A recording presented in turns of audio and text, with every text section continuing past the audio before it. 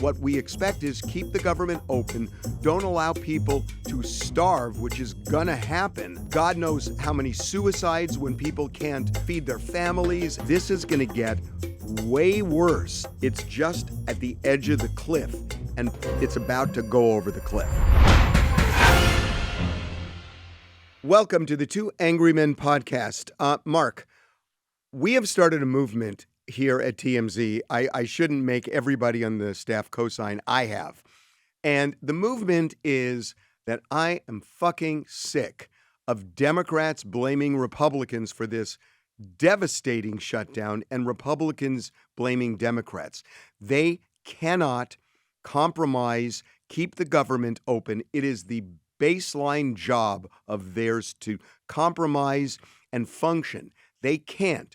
And my movement is called OWTA, out with their asses. I think the public should basically coalesce and vote everybody in Congress out of office. Even if you like your representative or senator, vote against everybody. They are not a functioning group. And we can send a message to Washington, D.C.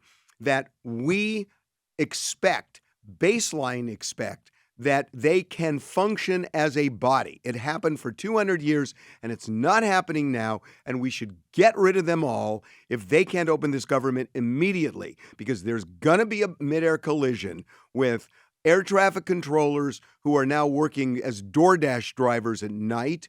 There are people starving, and enough. And you want to play the blame game, you're never going to solve this problem. It's not the Democrats, it's not the Republicans, it's all of them. So it's an interesting concept, but under your theory, which is vote them all out, what do you do? And is this theory limited to just Congress? Because we've got an election next week. For instance, a very hotly contested one in New York City, which I think is a template writ large for the country. So where do you come down on next week's when you do not have an incumbent since Eric Adams withdrew from the race? It's not about New York. I mean, Mandami's going to win in New York. We know that. But this is about Congress. This is specifically about Congress. And when I see Mike Johnson with his bullshit talking about, it's the Democrats' fault, when he hasn't allowed Republicans to convene for more than a month, I mean, he's full of shit. And when Chuck Schumer says, we're ready to come to the table. I mean, look, pass a continuing resolution so at least the government is open, and then negotiate with them. And if they won't negotiate, make it part of your campaign. But each side has dug in. They will not compromise. And that's not what we expect. And what we expect is keep the government open. Don't allow people to starve, which is going to happen. And God knows how many suicides when people can't feed their families, and the stress that it causes. And again, with air traffic controllers, what do you think the end game is there when they're already understaffed, when they're already working overtime, when they're not getting a paycheck, being required to work overtime, and then they have to work at night to feed their family? So how do you think that ends? We know how it ends. You're right. I know. And so that's why I'm saying Congress. I'm saying Congress. If you do that, then there's nothing you can do. Isn't that short-sighted in the sense your theory falls apart because you have congressional elections generally, for the most part, every 2 years. Right. No, always. Right. So you have special elections is what I was thinking. But so you don't have the ability to hold them accountable right now. No, you don't. I mean, you can't impeach them. So what I'm saying is, look, you should know that if you don't open the government in the next 48 hours, that when your time is up, when we can vote in the primary, because I'm not talking about general elections, I'm saying primary, every single member of Congress, 535 members, senators, representatives, primary them all, and let the people who are running against them in the primaries know our expectation is we're going to vote for you, but we are going to hold you to the same thing we held them to. And if you dare close the government down. We're going to boot your asses out too. Question, if I'm not mistaken, Congress still gets paid while there's a shutdown. You're not mistaken. And it is a fucking outrage. Yeah. And so why shouldn't Congress, if it's a government shutdown, and by the way, they have a lot of immunities. You'll remember during the whole kind of Me Too movement, it became apparent that Congress had immunized or sheltered themselves from full They do this accountability all the during the time. They do this all yeah. the time. I mean, And everything that's onerous applies to everybody but them. And, and again, some of them make so much money that it doesn't really matter. I mean, it's not going to, that paycheck to them doesn't matter. Some it does. But I get it. That's well, the by small the way, some of them make so much money because there are no restrictions on and stock stocks. Yeah. I mean, and it's trading. right. I mean, because they can do insider trading with impunity. So, it's just, it is so outrageous to me that we are watching, these leaders like chumps, and people are actually taking sides and saying, yeah, it's the Democrats. Yeah, it's the Republicans. And when they show polls, the polls are, who do you blame more? I saw this on CNN. The Democrats or the Republicans? And, they're blaming more Republicans than Democrats. But you know what? What about the option both? Because that's going to get more votes than either the Democrats are responsible or the Republicans. People are fed up. And what do? We should not just sit back. We had a congresswoman on TMZ Live this week, and Jasmine Crockett. And, she was saying the flaw in what you're saying is that a lot of people love their congressmen or congresswomen. A lot of people love them, and they're not going to vote against them. I have a congressman who I happen to really, really like, Ted Lieu. He's my congressman, and I really like him. But I'm going to vote against him. And not because I don't like him. I'm going to vote against him because I think everybody should vote against every single member if they can't open the government. I mean, that should be the basic requirement of being a legislator. And Mark, we are more than a month in. The Republicans haven't even come to Washington, D.C. I mean, they're starting to more and more be there, but Mike Johnson will not convene a session. And, and then Democrats, Chuck Schumer, I think it's true that Chuck Schumer is scared shitless of the left wing of his party. And he wants to show that he can stand up to Trump and be really hard. And that's why he's doing what he's doing. I think there is some truth to that, but it's inexcusable. And they are allowing the government, both sides, to shut down the way it has. Yeah, the problem, let me be, I don't dislike your theory. I just think it's not practical in this sense. I think that people tend to vote their pocketbooks, and there is this better than most, there is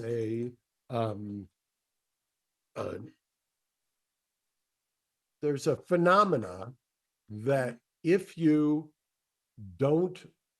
just put your head down and wait, that eventually the public's going to forget. Mm-hmm. And the problem with the vote them out, as I say, is there's no current election.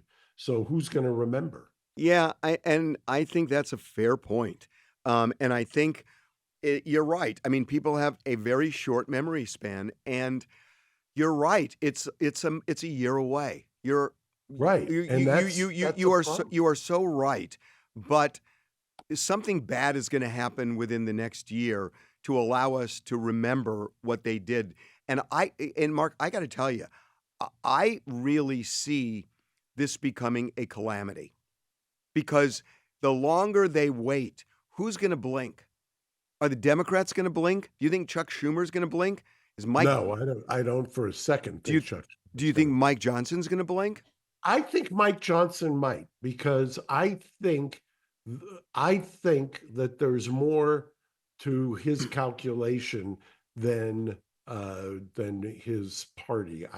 In this sense, we have seen that they have not sworn in, as last time I looked, the newly elected, specially elected Democrat from the Southwest. I forget if it was New Mexico. It's New Mexico. And Right. she was the 218th vote For to Epstein. for Epstein. And you can talk about your theory is actually kind of the theory that I've talked about for years in terms of the Armenian caucus.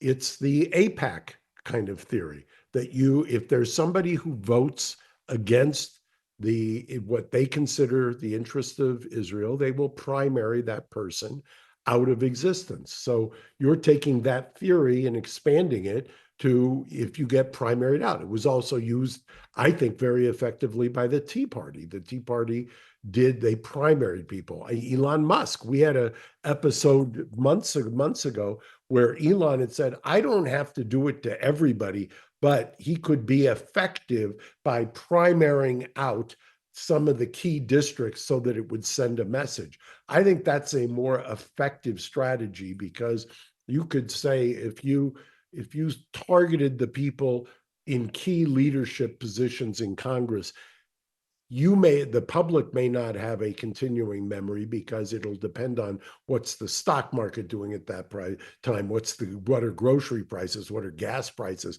what are the things that impact you every single day. Those are what you primarily, at least if you believe polling, what people are going to vote on. But if you have raised kind of the specter of the people in leadership positions, Mike Johnson, the whip, the Hakeem Jeffries, on both sides of the aisle, and you primary them, then you may get somewhere. But then what do you do when if you listen to Jasmine Crockett and she says, They're all saying it. They're all basic. Well, not all of them. I mean, I'm just so stunned by Marjorie Taylor Greene that she is broken with MAGA on this issue. But, there are some who are breaking, but a lot of them are just, they just toe the party line.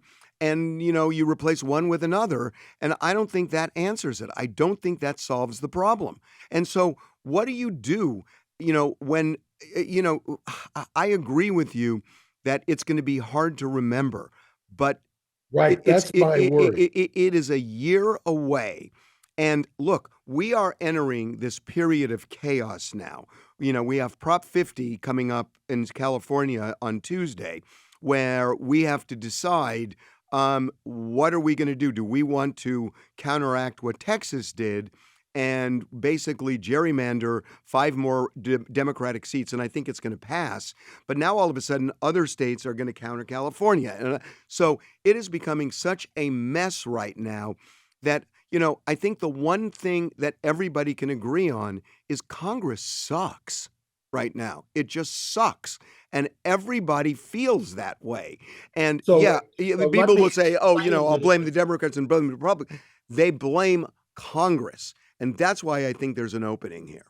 So your theory is great conceptually because for those who aren't in the weeds on Prop 50, Prop 50 is being promulgated, if you will, by Governor Newsom. It is at least what he is articulating is if they are going to gerrymander, kind of redraw the maps in so-called red states to get more congressional seats in a way prophylactically to keep the House, that California is going to countermand that by Prop 50. Obviously, or maybe it's not so obvious, former Governor Schwarzenegger is anti that because he's the one who put in The promoted Independent Commission. the independent commission. And so we're now going to take it from independent and we're going to go back to highly partisan. So we're going to have this partisan back and forth. The way one way to solve that is your solution, which is vote them all out. OWTA. Yeah. There is something there if the public has a memory, but as you know, with TMZ as a perfect template, my day job is to advise clients, just put your head down because in 72 hours, somebody else is going to do something even more stupid than you just did and it'll pass. And that's the problem is that we live in a very fast moving, kind of attention deficit disorder, writ large collective consciousness. I agree with you. I mean, it's hard for me to argue that, over the last 20 years covering pop culture, that's exactly what I've seen. And you're just right. There is one exception to it where people do remember. and the exception is COVID. People still remember the problems that came from COVID, both from the government and just generally from the disease.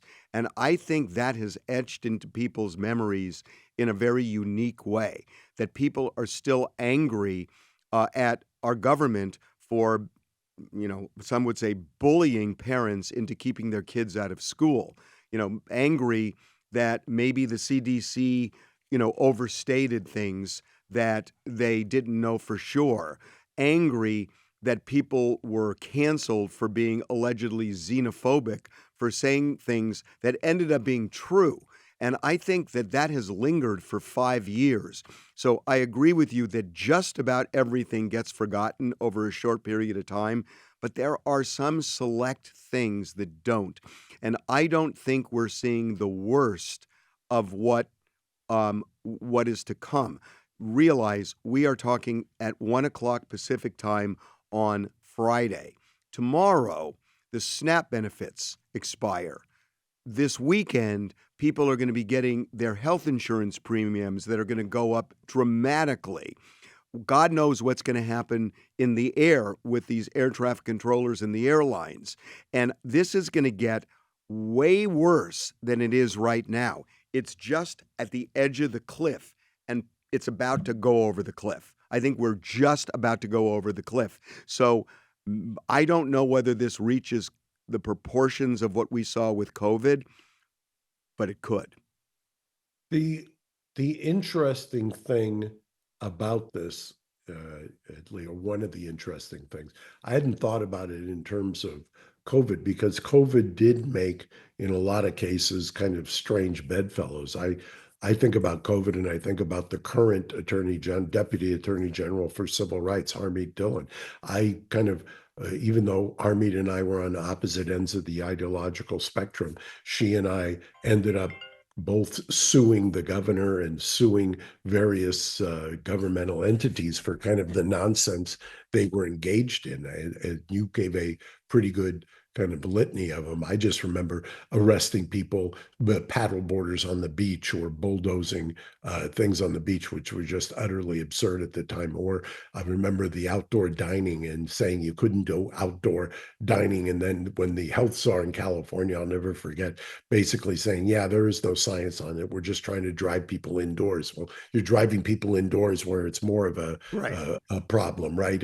Or the idea, when we were articulating, various people were articulating, it seems like an awful coincidence that the Wu Chang laboratory is at the same place where and you just posited the theory, and it became you were shut down, or you You're were xenophobic. You silenced. were xenophobic.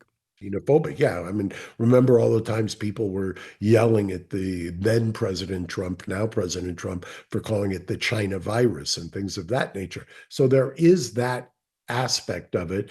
I've gone back, by the way, and looked at 1918 historically and what happened after that. And it's an interesting, history tends to repeat itself. But there wasn't a political movement that I think could be now arising out of the COVID era back then, which you are kind of asking for in a way, or trying to ignite, if you will, a movement to just throw all the bums out, so to speak. Yes. Yes. I mean, that's exactly what I'm talking about. And I don't want to call them bums because, again, there are some good people. And I know there's a phrase, don't throw the baby out with the bathwater, but I think you got to throw the baby out. I think you have to throw the baby out here, because if you start trying to parse and distinguish, it's never going to happen, because then they're going to all run and say, well, I was the good guy here. And that's what they're doing right now. Who is believing Mike Johnson when he gets before these microphones with that smirk and tries to pretend it's not me, it's them? And they say, it's not us, it's them. I mean, who is believing this shit? I'm Well, watching it. I literally can't watch it anymore. They're so full of shit. if you were to I guess to back up my point, or exhibit A, if you were to take Hakeem Jeffries and you were to take Mike Johnson, and if both of them got primaried out, and were not reelected, then I think you would have something. I mean, and I think, to my mind, that is more of a But then realistic. who gets in, Mark? Well, I think somebody would get in at that point, and at least the politicians have a memory of what they can't do. And one of the things they can't do. And I'll come back to, I don't care about how much, I mean, if you were to do the two things that we just talked about and say no insider trading and you don't get paid, that would really force people right away to start thinking outside of themselves in terms of their congressional actions. It's not going to solve this problem where they are unwilling to compromise and they dig in and they think it's a fault game. I mean, look, there's something really interesting for me at least over the last couple of weeks. Governor Beshears was on Omar. Bill Maher, and I liked him a lot. And I was so disappointed. He just felt like this politician who was reading a speech that he had given 100 times before. And it was all canned. And I was so incredibly disappointed. And I'm off that train. And I liked him. And and it's funny because Bill then had his panel talk about how awesome he was. And I'm thinking, did I hear the same thing they did? Because I thought, It's so funny you say that because I had the same reaction when he started talking to the panel. oh, I just said, this guy sounds like somebody hijacked his brain and told him you've got to test it and you've got to make sure that it's poll tested or anything else. I mean, that is not what the public wants. no, but you know what they do want, and it's somebody that I heard, and I wasn't sure of him, but I watched him about a week ago, and I fell in love with Senator Fetterman. Right. Who's made I mean, what a recovery from his stroke, right? I mean, remember, You should have heard him, Mark. Mark, yeah, he was amazing because this was not a politician speaking, and it is one of the reasons Donald Trump got elected. But Fetterman, I the reason I was confusing it is I had a contractor named Futterman, and I keep confusing the two. So, but Fetterman was he was so authentic and real and unafraid to break from his party line, and you just believed him when he talked. And I realized I'm just craving that from people, and I just don't see it with almost all of these politicians. It's the same canned shit. And when I heard him, I was so impressed. And I've seen him before, but this interview really got me. And I just thought he was presidential material. I really mean it. I just thought he was fantastic well, because he was real. yeah, he the authenticity, and I go back to just think back 18 months ago where he was post stroke and where he is now. He's made a tremendous recovery. And having watched people close to me go through that, that's no Right. easy feat to have that kind of a debilitating stroke that impedes on your speech and your motor skills and everything else. And then to come back and he is quick and he is real and he is on his feet. I think, to your point, he has an appeal that is kind of, he's able to go back and forth. Part of that may be his kind of lineage or pedigree. He comes from a very working class area, and he got to where he is, not pandering to kind of the what you're supposed to. He's been somewhat true to himself. Okay, so um, get real with me. You on board with OWTA or not? Out with their ashes. I am conceptually. I guess I'm too much of a cynic to think that the public will remember because there will be some event. Hopefully, it's not a horrific event. I mean, I'm hopeful that the air traffic control issue will be that 5 and 6 hour lines at the airport will get people irate enough to do something or politicians who have to fly back to see their constituents, and that it would not be some godforsaken tragedy in the air because there were even more overworked than they already are. That feels very Pollyanna to me. That I you, know, but that's kind of the history of our relationship here on Two Angry Men. You tend to be very negative. You've got a negative view, and I'm very Pollyannish. That's just the different in our outlooks or viewpoints. well, I see it very differently. What I see is you just thinking that you can wish something that will happen, which benefits everybody. And I tend to believe that you come up with a solution to the problem rather than just wish the problem away. Well, And there's truth in both of those stances. You have to have the power of positive thinking, number one, and then you can also, at the same time, from that flows the planning. So I'll give you this. wait. Okay, You have so to if be. so, you have the You power have of to. positive planning. Fine. Then what's your plan? Well, my plan would be is to take out leadership. I think that you can remember that. I think you can coalesce behind that. The whole idea and definition of leadership is in the word. It's you're supposed to lead. Leading is not a stalemate. If it's a stalemate, you never get anywhere. By the way, if you were in a real job, if I'm as a lawyer, What do you mean if you were in a real job? What is that supposed to I mean? was in a real job Oh, I and thought you were I talking to was me.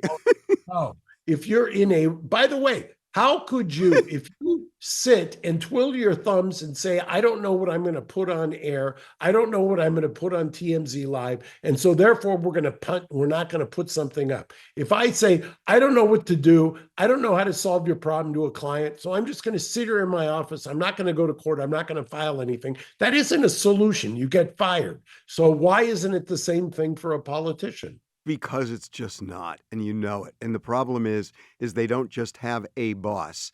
They've got this collective, and the collective never can get their act together. It's leadership, not leadership, and that's the problem.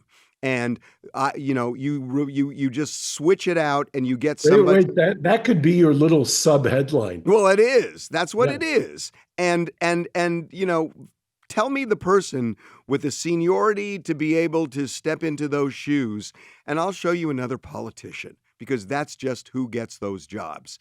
And I'm sick of it. OWTA, folks, out with their asses. Vote against everybody in the primaries coming up if they don't immediately open the government. I beg you. I love it. We'll see, Harvey. We'll see if you get traction here. Okay, Mark. And by the way, while you were late keeping me waiting, I'm sorry about that. that's okay because I'm going to pay back as a bitch. The last 10 minutes of this, your staff has given me, along with my staff, 5 truth or dare questions that we are going God, to ask you. Oh, yeah. Mark. Oh, yes. I'm going to just, before we get to your new movement, here's one. What do you ever regret yelling at your staff? This No. is it. No? Because I Wow. don't yell at him that much. No. Have you ever felt guilty hosting a story? No. I mean, we think about what we do before we do it.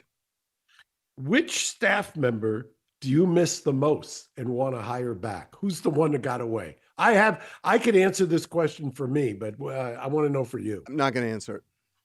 Oh my God, why? HR is going to come down and hit you over the head? No, because it would offend other people who have left. No. Wow.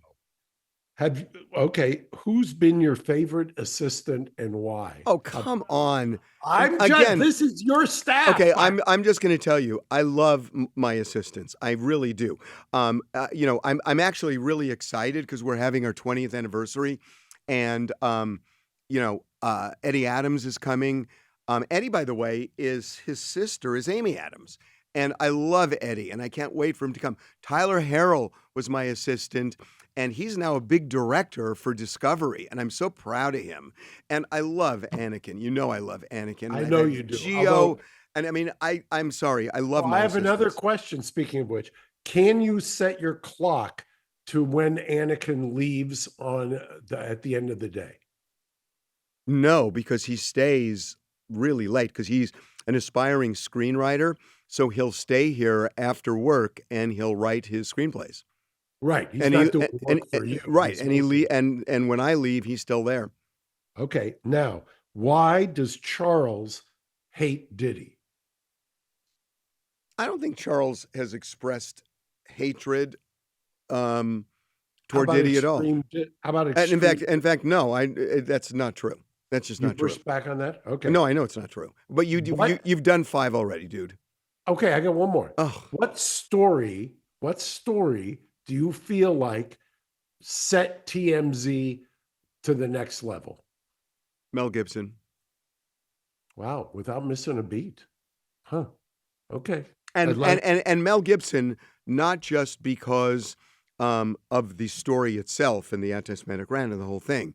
The bigger thing is that the massive cover-up in the LA County Sheriff's Department, where they tried to kill our story and threaten me. And that, to me, is the bigger story. And when we broke the Mel Gibson story, I spent as much time and maybe even more talking about what the Sheriff's Department did than what Mel Gibson did. Okay, Mark, that wraps it up. Have a wonderful weekend, by the way. You too.